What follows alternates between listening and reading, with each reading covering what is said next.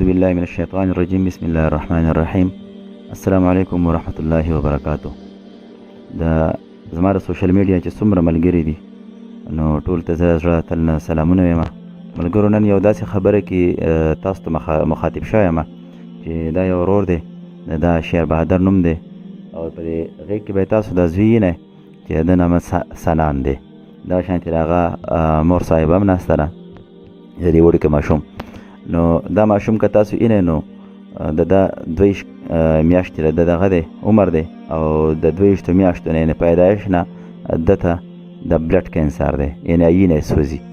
نو دا د ډېرې غریبو کورنۍ سره دوی تعلق ساتي، ډېره زیاته غریبه، داسې چې دی په پردو کورونو کې په دې کوڅو کې ګرځي او دوی بنجارېتوب کوي چې په هغې کې د کله 500 کله 300 کله 600 هغه دیاړي بچ کېږي او دی پې هغه خپله خېټه هم نشي پوره کولی.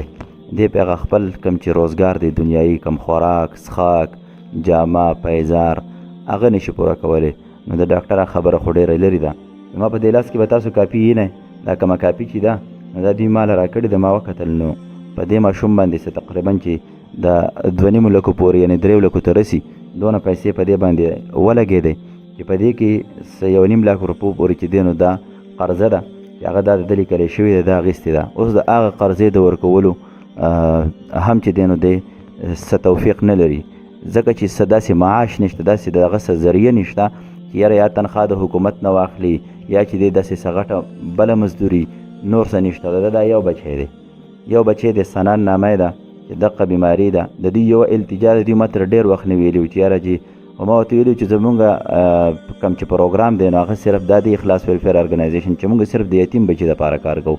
مونږ چې دی نو مونږ دغه دپاره د غریب یا داسې چې دی نو ډېر زیات بیماران دي، داسې خو بیا هر سړی کېږي نو هر چا ته نشو رسېدی. خو به هر حال دوی نن زما دیرې ته راغلي دي، زما ځای ته راغلي دي. نو چې کله راغله ما ورته چې بلکل که زما په وینا باندې کېږي نو زه به تاسو له داسې مختصر ویډیو وکړم او زه به خپلو ملګرو ته ولېږم که چا څه وسي، ځکه چې روژې میاشت ده، صدقات زکات داسې نور قسمه له چا سره د نظر پیسې نو باقاعده له دوی سره تاسو خپل ډونیشن وکړئ او چې دا ماشوم د علاج چې په خیر باندې سر ته ورسي، ځکه چې ډاکټرانو دې ته یو خبره بله هم کړې ده که چېرې دا ماشوم د علاج لکه په دې کومه طریقه باندې روان دی نو دا به صحیح کېږي نه. د دې صحیح کېدو هم طریقې شته چې اډمټ شي هلته، نو په اډمټ کېدو باندې ډېرې غټې پیسې لګي چې دا ماشوم داخل کړي او د هغه ځای نه واپس روغ راولي. نو دونه پیسې او دونه وس دوی نه لري، نو دوی ولې صرف دونه دی چې حسب معمول هغه علاج ورله کوي، نو په هغې باندې چې اوس کومه خرچه راځي د